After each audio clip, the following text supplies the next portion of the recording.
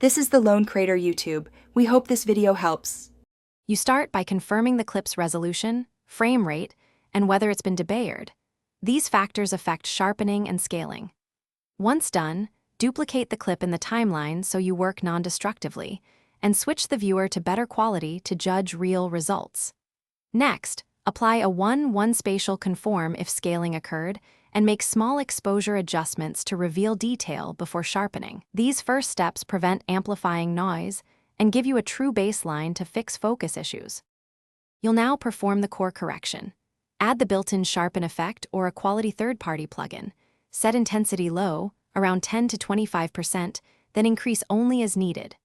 Once applied, create an edge-aware mask or draw a shape mask around the subject and feather it 20 to 40% so background isn't over-sharpened. Also, use the color board or curves to lift midtone detail rather than crushing shadows, because boosting shadow noise undoes sharpening benefits. You finish by toggling between the original and corrected clip to confirm improvement. Render at full resolution to evaluate final results. If you see halos or unnatural edges, reduce the sharpen radius or intensity and consider a dehalo or selective blur on edges.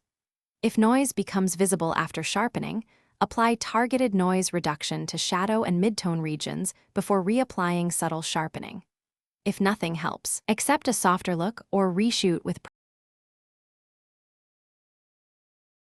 Thanks for watching. Consider subscribing if we helped you.